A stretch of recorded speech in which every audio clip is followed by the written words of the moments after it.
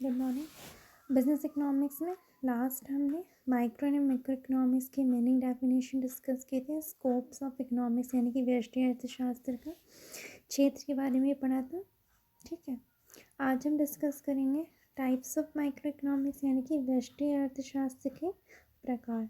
तो व्यष्टि अर्थशास्त्र के प्रकार को तीन उसमें बांटा गया है। सबसे पहले है माइक्रोस्टैटिक यानी कि व्यष्टि स्थितिकी। ठीक है, दूसरा है व्यष्टि प्रावैगिक यानी कि माइक्रोडायनामिक्स। तीसरा है तुलनात्मक व्यष्टि स्थितिकी, उसका है माइक्रो कंपैरेटिव स्टैटिक। ठीक है, तो सबसे पहले हम माइक्रोस्टैटिक यानी कि व्यष्टि स्थितिकी की बात करेंगे।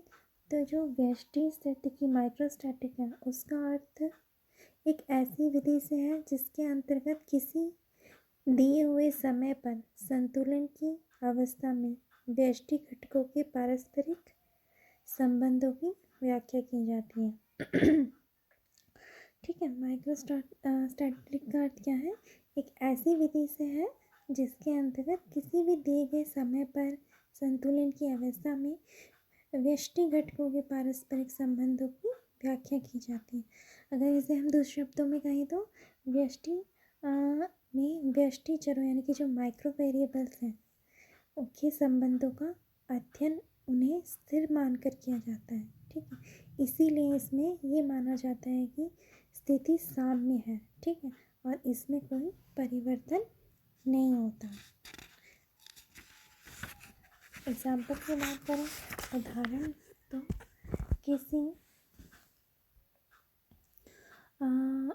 विशेष समय पर वस्तु की कीमत उसकी मांग एवं पूर्ति की शक्तियों से निर्धारित होती है।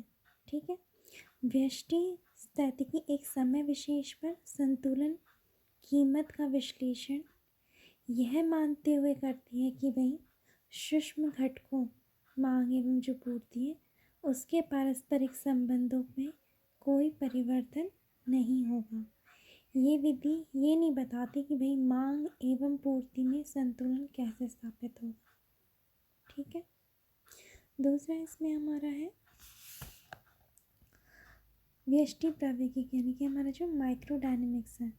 ठीक है, तो व्यष्टि प्रावैगिक को उस प्रक्रिया पर प्रकाश डालती है जिससे हमें पुराने संतुलन से नए संतुलन में पहुंचते हैं। पुराने संतुलन के भंग होने पर और नए संतुलन के बनने के मध्य जो शक्तियाँ क्रियाशील होती हैं उनका पूर्ण अध्ययन एवं विश्लेषण किया जाता है। फॉर एग्जाम्पल, उदाहरण की बात करें तो वस्तु का मूल्य 5 से बढ़कर 8 होने तक मांग एवं पूर्ति में परिवर्तन होने के कारण अनेक संतुलन स्थापित हुए होंगे। ठीक है, इन सभी संतुलनों एवं समायोजनों की प्रक्रिया का व्यष्टि प्रावैगिक यानी कि जो हमारा माइक्रोडायनामिक्स है उसमें अध्ययन किया जाता है यानी कि स्टडी की जाती है।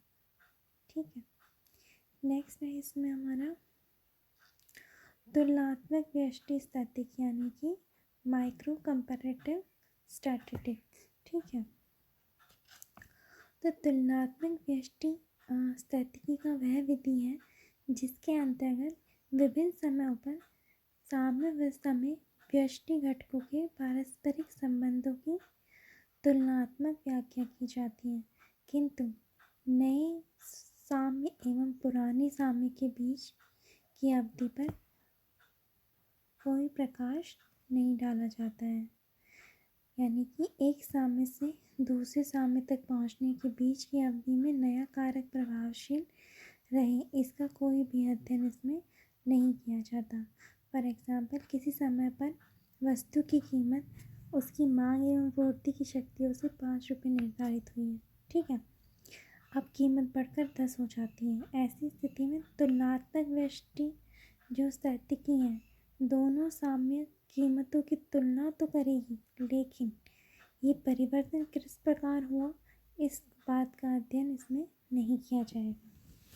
तो ये हमारे टाइप्स ऑफ माइक्रो इकोनॉमिक्स हो गए, माइक्रोस्टैटिस्टिक, माइक्रोडायनेमिक्स एंड माइक्रो कंपैरेटिव स्टैटिस्टिक्स। इसी में अगर हम कंटिन्यू करते हैं व्यष्टि अर्थशास्त्र की सीमाएं यानी कि limitations of micro economics discuss कर लेते हैं। तो लिमिटेशंस में व्यष्टि अर्थशास्त्र की सीमाएं, सबसे पहला पॉइंट है अनरियलिस्टिक एंड इम्प्रैक्टिकल अजम्पशंस यानी कि अवास्तविक एवं अव्यवहारिक मान्यताएं। जो व्यष्टि अर्थशास्त्र है उसने क्या अनेक अवास्तविक और अव्यवहारिक मान्यताओं पर आधारित है, जिसके परिणाम स्वरूप जो निकाले गए निष्कर्ष हैं वो क्या सही नहीं होते तथा उनका महत्वपूर्ण उपयोग नहीं हो सकता। इन मान्यताओं में पूर्ण प्रतियोगिता, पूर्ण रोजगार, पूर्ण गतिशीलता, ये सब प्रमुख हैं यानी कि मेन है। वास्तविक जीवन में ना तो क्या है पूर्ण रोजगार हो सकता है, फुल एम्प्लॉयमेंट नहीं हो सकती, ना ही पूर्ण प्रतियोगिता हो सकती है, ना ही गतिशीलता की स्थिति मिल सकती है हमें। सेकेंड पॉइंट है इसमें इग्नोर्स मैक्रो इकोनॉमी यानी कि समग्र अर्थव्यवस्था की उपेक्षा। लिमिटेशंस में, सीमाओं में व्यष्टि अर्थशास्त्र के सेकेंड पॉइंट है समग्र अर्थव्यवस्था की उपेक्षा। व्यष्टि अर्थशास्त्र के अंतर्गत व्यक्तिगत इकाइयों का अध्ययन किया जाता है, लेकिन ये संपूर्ण अर्थव्यवस्था की झलक प्रस्तुत करने में असफल है। ठीक है, केवल इसके एक भाग की, एक पर्टिकुलर पार्ट की ही स्थिति का प्रस्तुत करता है। इससे समग्र अर्थव्यवस्था की उपेक्षा होती है।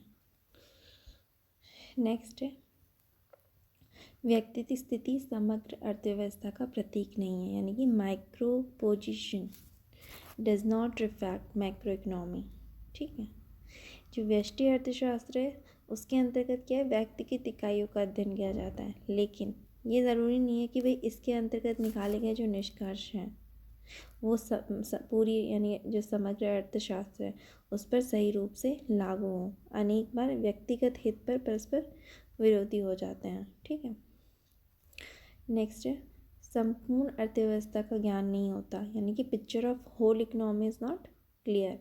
व्यष्टि अर्थशास्त्र में व्यक्तिगत इकाइयों की कार्य प्रणाली का अध्ययन किया जाता है। ठीक है, इसीलिए विशिष्ट क्षेत्रों का तो पूर्ण ज्ञान होता है ना, लेकिन संपूर्ण अर्थव्यवस्था के बारे में कोई निष्कर्ष निकालना संभव नहीं हो पाता। फिफ्थ पॉइंट है इसमें कुछ आर्थिक समस्याओं के अध्ययन में अनुप्रयुक्त है यानी कि some economic problems can't be studied. व्यष्टि अर्थशास्त्र की जैसे कुछ आर्थिक समस्याओं के अध्ययन में उपयोगी नहीं है। आधुनिक समस्याओं के समाधान एवं अध्ययन के लिए जिसे सरकारी राष्ट्रीय स्तर को आधार मानती है, जिसके संबंध क्या है समष्टि अर्थशास्त्र से होते हैं। सरकार का आर्थिक क्रियाओं पर निरंतर हस्तक्षेप बढ़ता जा रहा है। रोजगार नीति हो गई, प्रशुल्क नीति हो गई, आय एवं धन का वितरण हो गया, ये सारी क्या है राष्ट्र महत्व के विषय हैं जो कि हम व्यष्टि अर्थशास्त्र में से समष्टि अर्थशास्त्र में ही इनका हम अध्ययन करते हैं। लास्ट है सीमित क्षेत्र यानी कि लिमिटेड स्कोप। व्यष्टि अर्थशास्त्र का क्षेत्र क्या है सीमित है, क्योंकि इसमें अनेक नीतियाँ या समस्याएं उनका अध्ययन हम नहीं करते, जैसे कि मौद्रिक नीति हो गई, मुद्रा प्रसार हो गया, बेरोजगारी हो गई, राजस्व नीति हो गई आदि।